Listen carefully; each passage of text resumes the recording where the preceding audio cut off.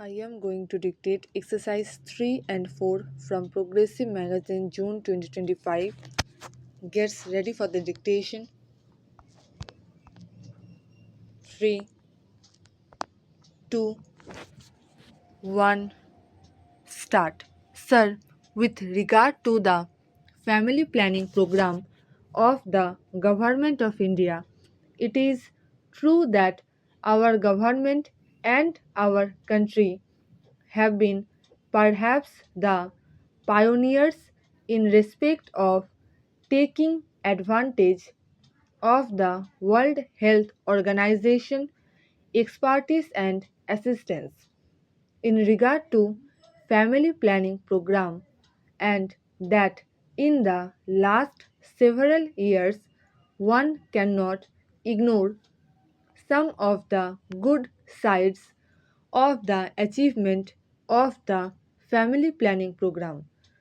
Sir, I would like to invite the attention of the government to two aspects of the matter. One is that after having got this experience of some years, more than a decade or two, can we not have some kind of a sustained uniform policy with regard to the various projects and programs of family planning, particularly with regard to two things. One is the assistance that we would like to hope in of the country agency, because by its very nature this is not something which the government can do.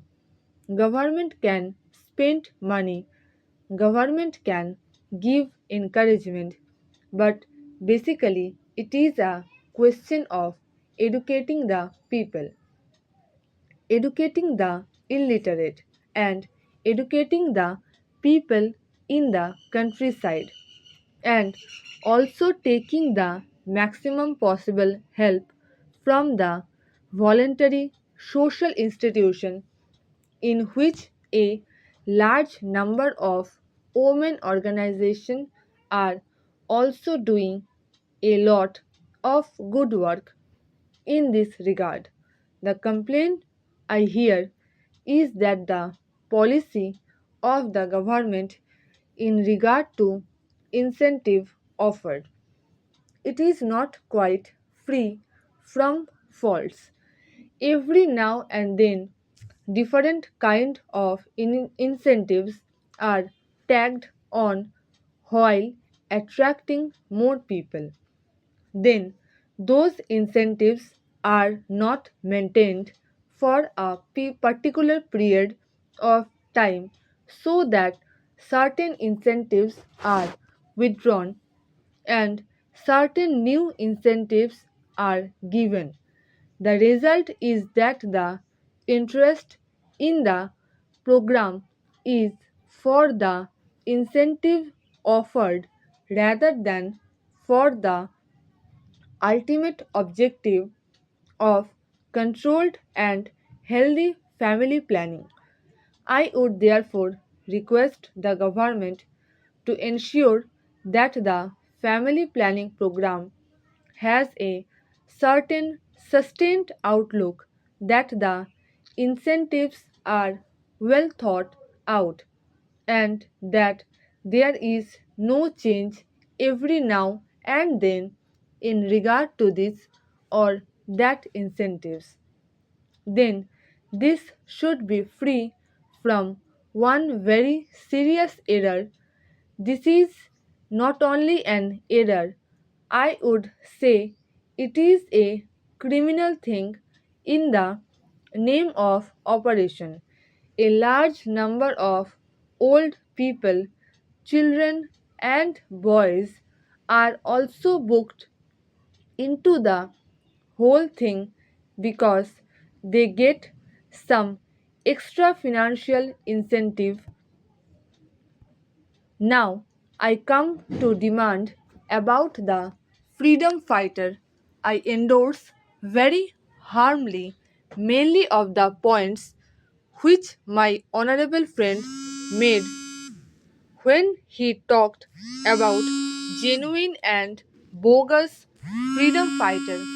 In fact, the government of India themselves, in various replies in the past in this August House, have told us about how many bogus cases were also found out. Here, we must remember that to some extent, we, the elected members of state legislature and parliament, are also responsible for giving false information or false certificate. I am not saying that this or the particular person has done it, but when the government say that in the absence of any proper proof, the certificate of a member of parliament or member of legislative assembly should be attached, surely the member of parliament or member of legislative assembly should be 100% sure of this fact, and he just should not do it by way of obliging any person. It is there where the bogus cases come. I am only making an appeal through these speeches to a member of legislative assembly in state legislature and member of parliament here that we take extraordinary case so that we do not issue certificate liberally and or irresponsibly, because otherwise it becomes more difficult for the government. The second point is that some freedom fighters are not yet included in this scheme. I do not know whether the minister has ready information at hand in this regard. There is also the project of Old Freedom Fighters Home. I remember there is one in Delhi, but it is neglected. Some of the old freedom fighters who are living in Delhi are staying in this house. There is no one to look after them. They are not given proper food, proper drinking water, hot water for bath, and so on. Because they are old and infirm, naturally they need these things all the more. Therefore, I would like the government to take particular care of these old freedom fighter homes.